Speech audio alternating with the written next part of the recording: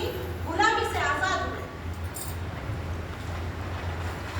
अंग्रेजी नौसेना में काम करने वाले 10,000 से भी ज्यादा भारतीय नाविकों ने मार्च 1946 में अंग्रेजों के खिलाफ बगावत कर दी और अंग्रेजी नौसेना के 70 जहाज ट्रेन कराची से लेकर बंबई के समुद्र तक अंग्रेजी हुकूमत के सामने तान दी और आंदोलन के इसमें हमें सहयोग दिया बंबई मिल के सभी कपड़ा मिलों के मजदूरों ने।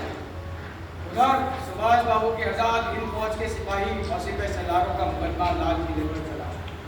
उनकी पैरवी करने वालों में जवाहरलाल नेहरू भी।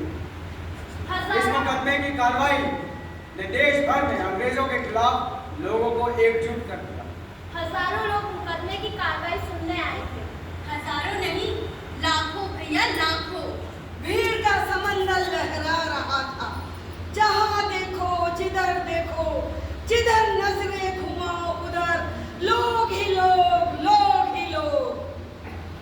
वो जंग ही क्या, वो हमन ही क्या, दुश्मन जिसमें ताराज न हो। वो दुनिया क्या होगी जिस दुनिया में स्वराज न हो।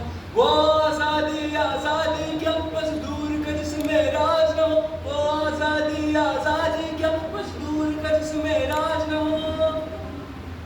ये जंग है जंगे आजादी के परचम के तले। ये जंग है जंगे आजादी के परचम के तले। हम हिंद के रहने वालों की, महकूमों की, मजदूरों की, आजादी के मतवालों की, ठेकानों की, मजदूरों की। और 14 अगस्त 1947 की रात 12 बजे भारत आजाद हो गया।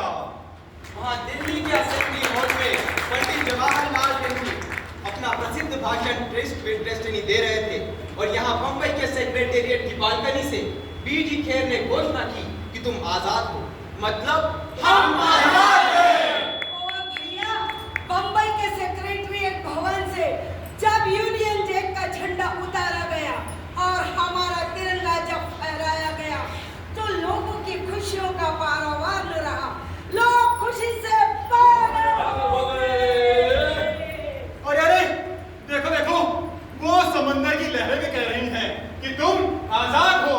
ये जगमगाते सितारे भी कह रहे हैं कि तुम आजाद हो। केवल लहरें और सितारे ही नहीं, वो ट्राम के ब्रेक भी कह रहे हैं कि तुम आजाद हो। अरे कारों के हॉर्न भी कह रहे हैं कि तुम आजाद हो। ये मीलों के सारन भी कह रहे हैं कि तुम आजाद हो, मतलब हम आजाद हैं। अमीरों के महल, आलीशान होटल, आम कानूनों के चोले और चाहे मरीन ड्राइव, वो परेल की बस्तियां, सब एक साथ कह रहे हैं कि हम आजाद हैं, मतलब हम आजाद हैं। हाँ, हम आजाद हैं। और फिर 15 अगस्त की सुबह